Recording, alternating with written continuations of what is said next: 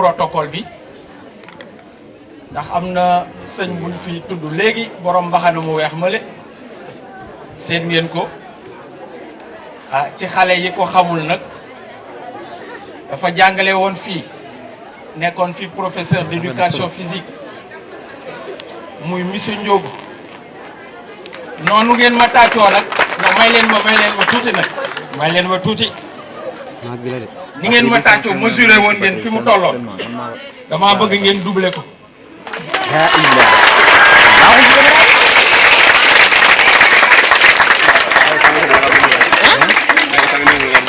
donc dama bëgg comme li ñuy wax rek moom daf ñu jàngal nekk fii suñu professeur d'éducation physique mais yàlla di def adduna di dox ba ma fekkaat ko fi monsieur Ndiob ñu nekkaat fii ay collègues di jàngale ndoo moom it yàlla def après mu jóge fi mais bi mu fi jógee toujours ñi ngi continuer suñu ay relations di ko conserver kon loolu dafa am solo parce que dañuy wax ne garab ci kaw lay fekkante protocole bi aussi dama ñuy ñaan ñu tordre le cou parce que monsieur Diouf boobu ma introduire léegi kooku tamit dama bëgg ñu beral ko loxo Fossar Fossar kay taxaw ni sama wet kay taxaw ni sama wet te nag du taxaw rek mais day taxaw ma lëng ko nañ ma jëlal image bi c'est important pourquoi image bi am solo monsieur Tambidou Bey ci ginnaaw xam na ko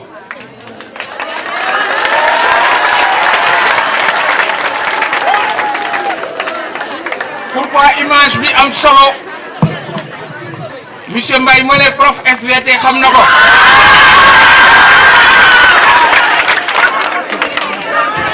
pourquoi image bi am solo monsieur Cissé aussi xam na ko lu tax mu am solo monsieur Sall am na lu mu ci xam surveillant mais nag dama am sama beneen frère boo xam ne tamit moom it fekkee ne muy monsieur Sow Serigne surveillant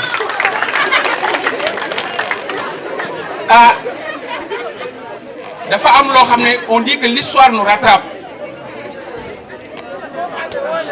Fossar bi ma lëng nii lëng doo ko def ku la neex rek lorsque je suis venu en 2005 fii ci école bi yàgg na ensuite lorsque on a créé le lycée en 2012 parce que lycée bi 2012 lañ ko créé lorsqu'on a créé le lycée en 2012 il y avait que des secondes loolu it mu fekk ñu fi en 2013 on a enseigné dans le lycée avec 2 classes de première et une classe de seconde moom mi bi mu ñëwee dama ne ko da ngay jël lenge yi nag parce que il est temps nga jël lenge yi ndax souvent sunu société les gens n'aiment pas transmettre le flambeau yàlla rek mooy ki nga xam ne omnipotent omniscient omniprésent keneen ku dul moom mënoo lool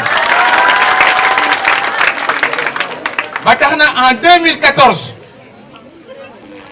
Fossar et moi nous avons accompagné les élèves du lycée Mouhamadou Moustapha nous avons été à Darou Mousti nous avons fait un jumelage en 2014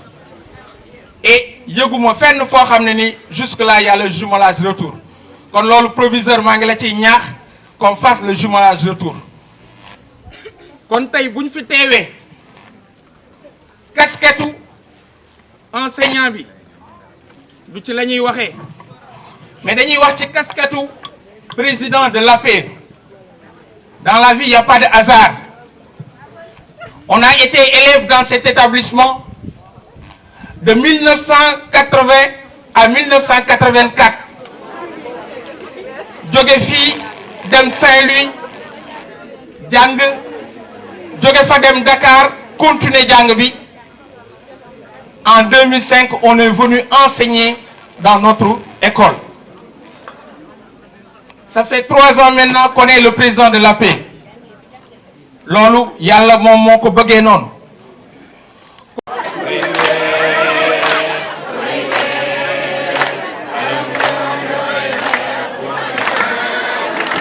Dina ko bay yow mi dëkk bir suuf nel bari wenn ñoo.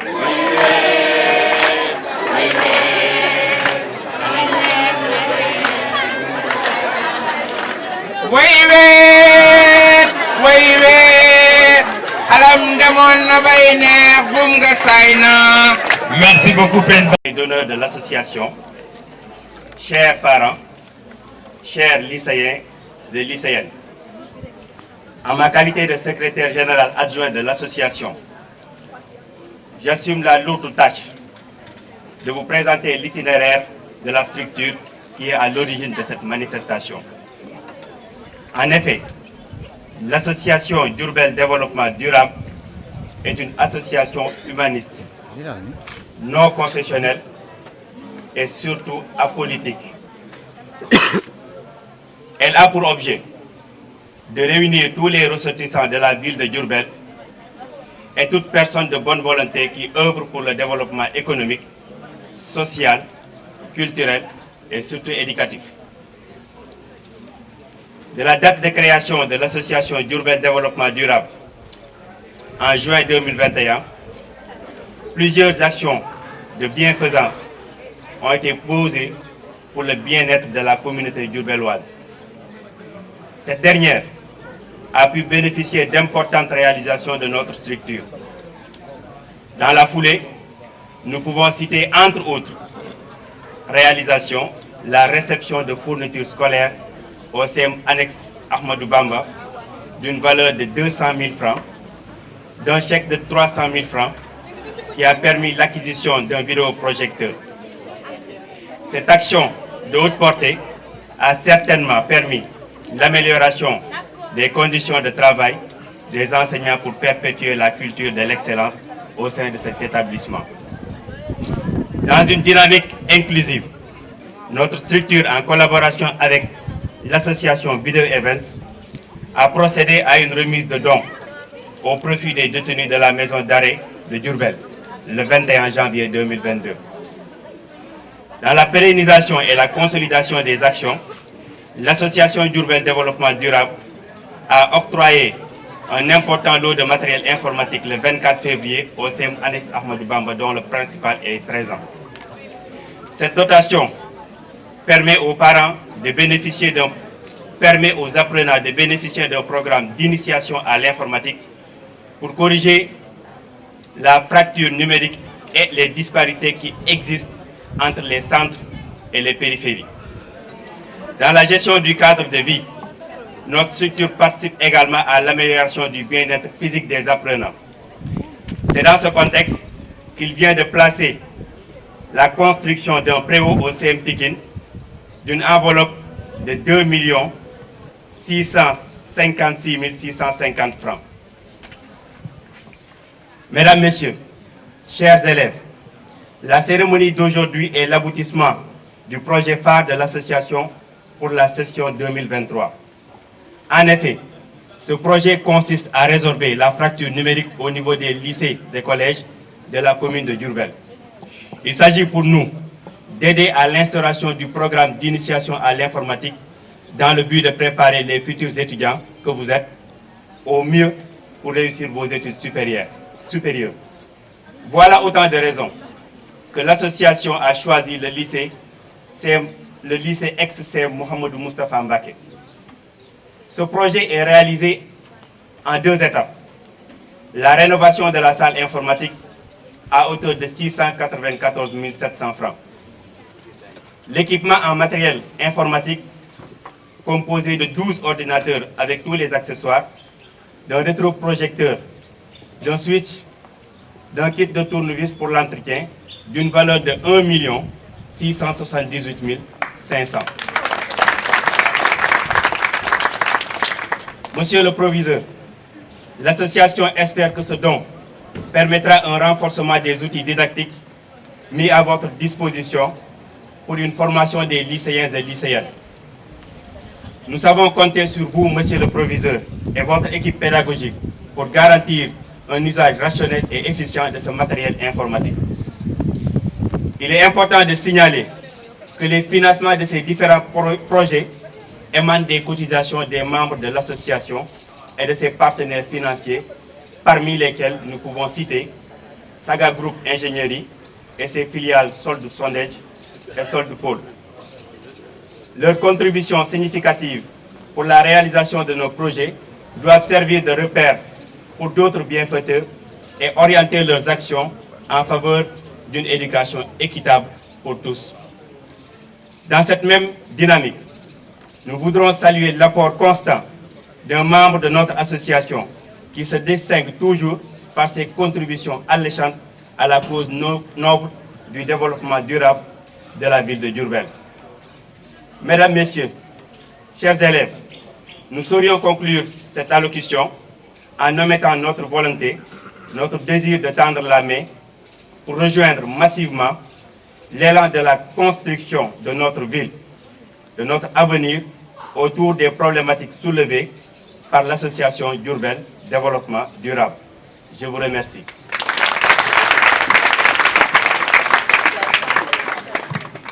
mbooloo mi maa ngi leen di nuyu yéen ñëpp ci seen tur ak ci seen sant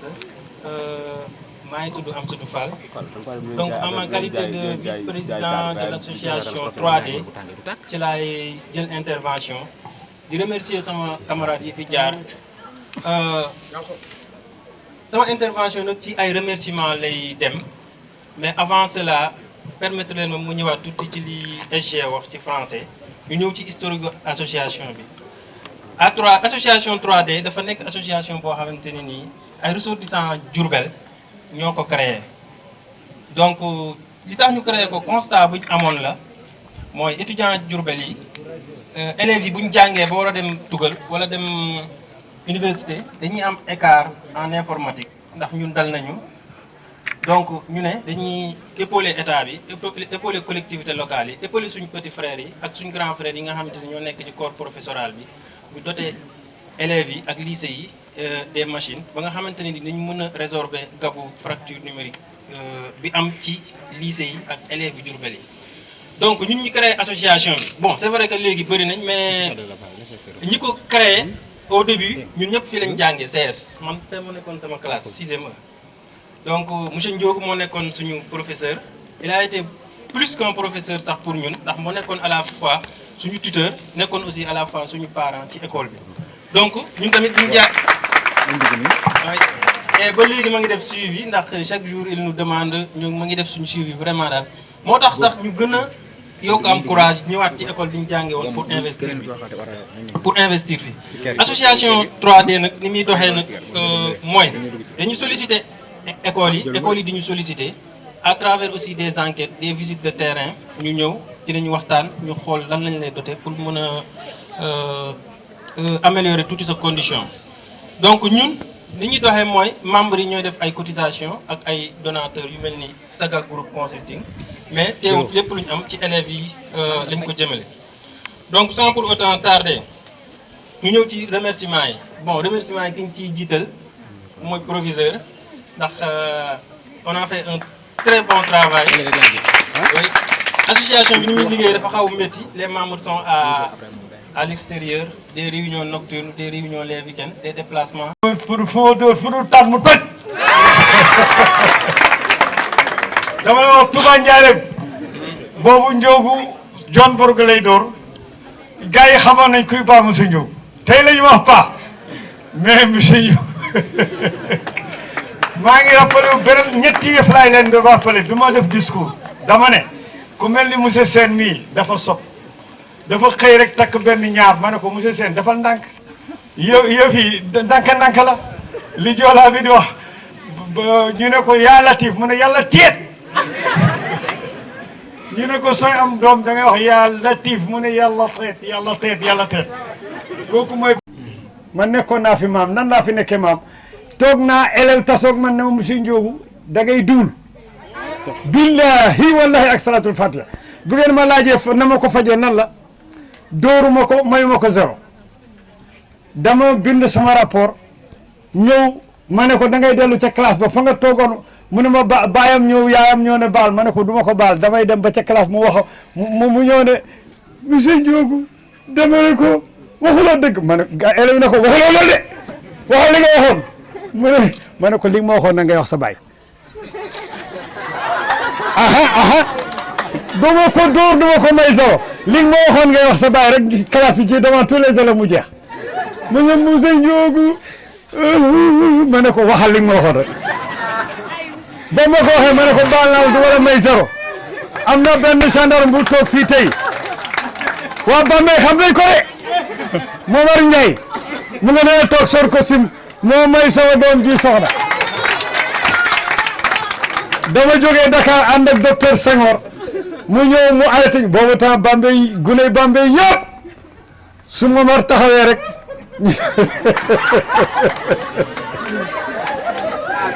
mu daal di ñëw ne mu arrêté ñu ne ñu seen carte gi seen renouvellement baaxul ma xëcc kaskatam ma ne ko monsieur le fàttalikul kan muy mu ne yee daal di toj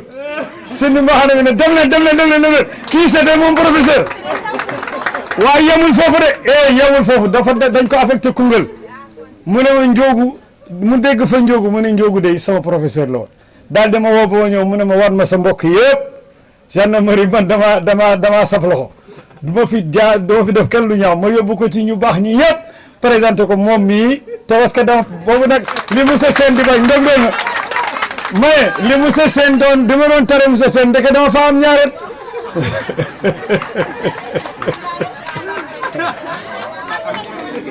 ñu di ma fa jàpp fii nag dama dañ ko li ngeen wax ci transformation bi nii bés bi ñu waxee ne dañ koy soppali def ko lycée Ibader changement tur Ibader Thiam di changer tur yi ñu ne ma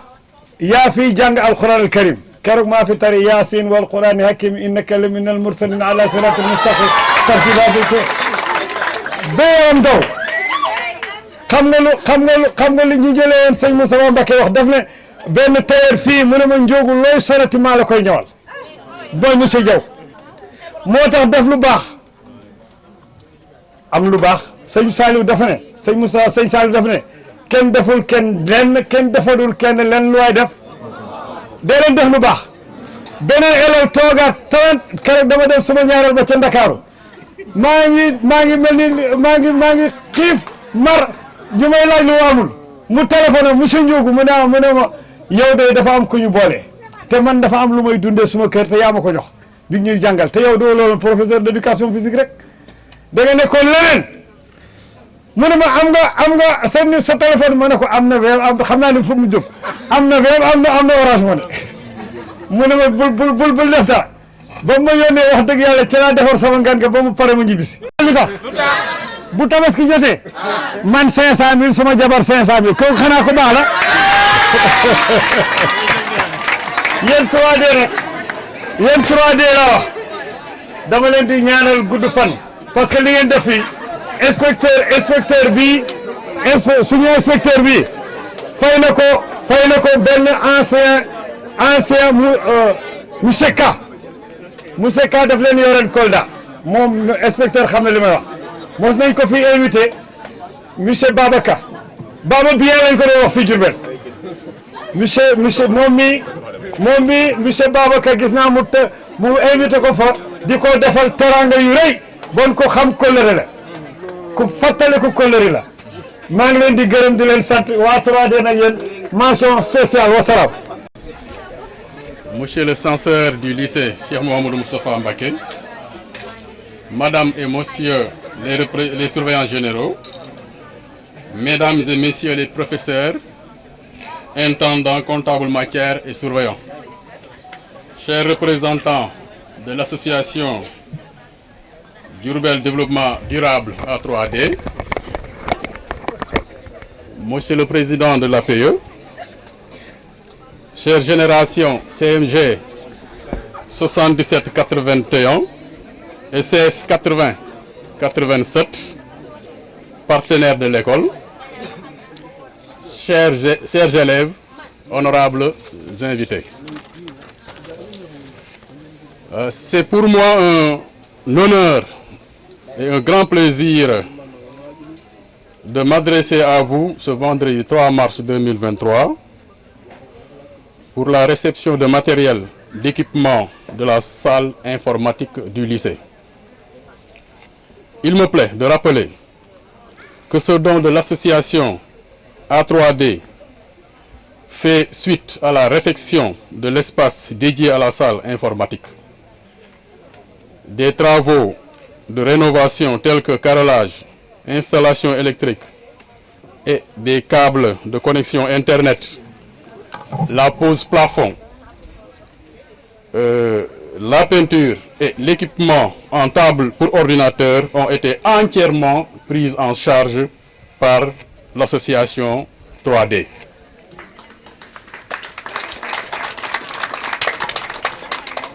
Votre collaboration atteste à mes yeux votre retour à l'école aujourd'hui. Le lycée Mohamedou Moustapha Mbaké, par ma voix, se réjouit de ce jour mémorable, car une vieille doléance va être satisfaite, l'inauguration prochaine de notre salle informatique. Ce don prestigieux permettra à nos élèves de mieux s'approprier des technologies de l'information et de la communication par les recherches et le savoir-faire. Cette initiative louable de A3D répond aux besoins de nos apprenants et va contribuer au renforcement des performances scolaires du lycée. À cet effet, nous nous réjouissons à l'idée de poursuivre notre étroite collaboration avec nos partenaires ici présents, Génération CMG 7781, CS 8087 et aujourd'hui l'association 3D. Pour terminer, j'exhorte toutes les entités ici présentes, élèves, professeurs et surveillants, d'utiliser le matériel à bon escient et de faire bon usage à notre salle informatique. Je vous remercie de votre aimable attention. Merci. Merci beaucoup, monsieur le lycée ex-CM Mohamedou Moustapha Mbaké, mesdames, messieurs les membres du corps professoral de l'établissement, mesdames, messieurs les responsables de l'association A3D, mesdames, messieurs les invités, chacun en ses titres, rangs et qualités. Au nom de l'inspecteur d'académie de Diourbel, c'est avec un très grand plaisir que je me retrouve ici, en ma qualité aussi d'inspecteur établissement vie scolaire,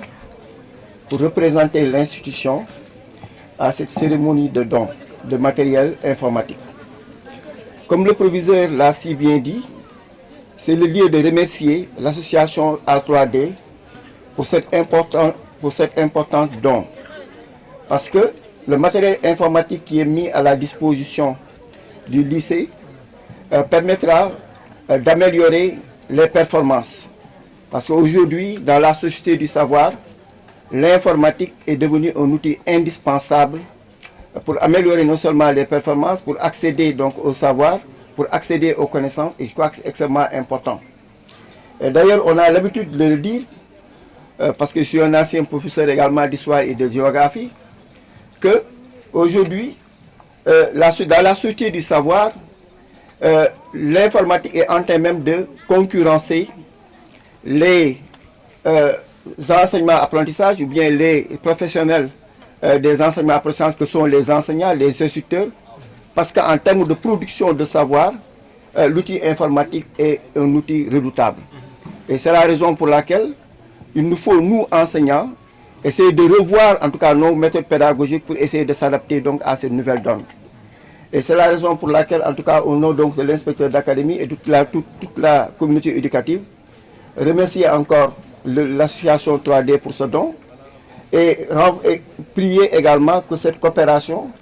qui est une coopération extrêmement importante, parce que ce don ne se limite pas seulement à cet établissement, mais il y a d'autres établissements également qui ont bénéficié,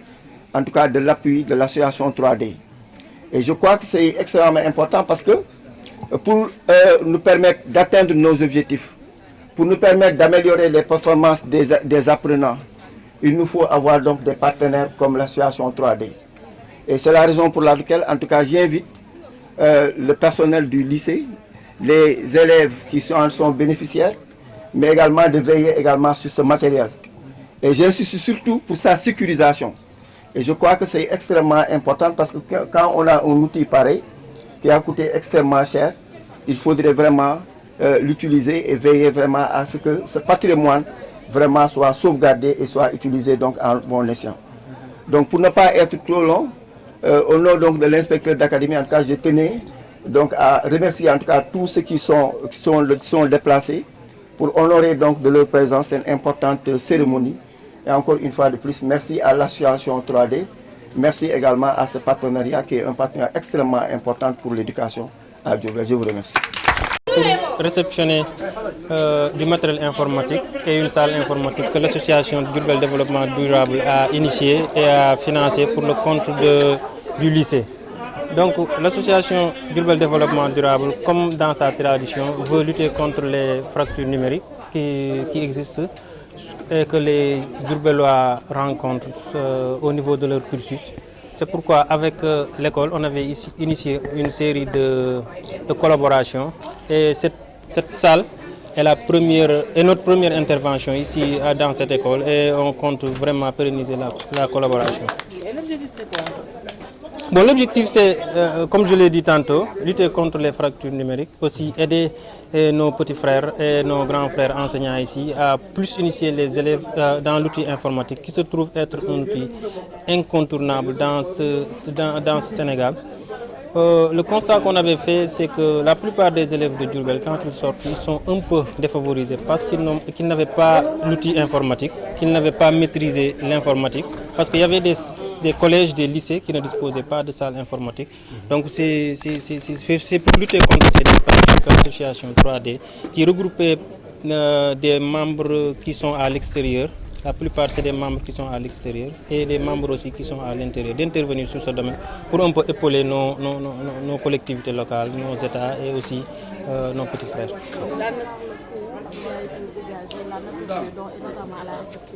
Oui, la nature du don, c'est 12 ordinateurs fixes complets d'une valeur de 1 600 000. En plus de la réfection de la salle, à savoir le carrelage, la peinture, l'électricité et le plafond. Donc le tout, c'est au coût de 2 900 000 et quelques, environ 3 millions qu'on a réfectionné aujourd'hui.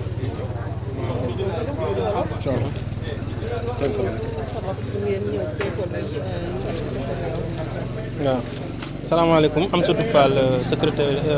vice-président de l'association Diourbel Développement Durable. Nous sommes venus au lycée CS pour inaugurer une salle informatique pour nous defal ak matériel informatique pour xam lycée pour les professeurs pour les élèves yi ba nga xamanteni ñu mëna comprendre outil informatique dina leen gëna mëna jëriñ ci seen jàng ndax fiñu tollu ni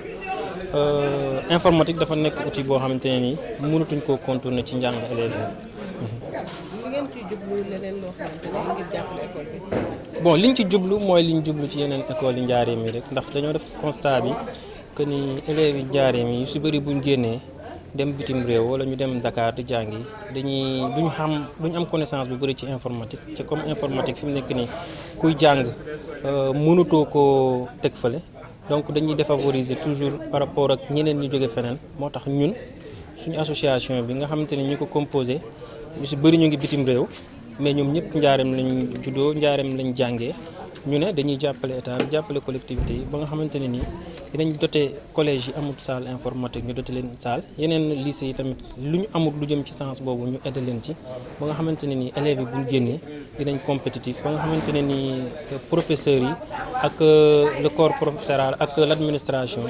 dinañ résoudre problème informatique ci école yi. yan xeetu jumtuwaay ngeen indi ci école bi ak xayma bi ci. bon jumtuwaay yi ñu fi indi tey indi nañ 12 ordinateurs fixes yoo xamante ne ni am na accessoire yëpp réfectionné nañ aussi salle bi def nañ carrelage def peinture def électricité def plafond def aussi table ak chaise ba nga xamante ne ni fi mu nekk nii ordinateurs yi rek moo desoon buñ ko installé fi mu nekk nii dinañ mën a fonctionner bu baax a baax. ci xayma ma ngi toll ci 2 millions 900 environ 3 millions yoo xamante ne ni daal boo boolee rubrique yëpp dépensé nañ ko fii ci lycée Mouhamadou Moustapha Mbacké. Merci. Cheikh Abdou Khadir Kébé. Quel est l'intérêt de ce don d'art pour cet établissement? Nous nous réjouissons aujourd'hui donc de la réception donc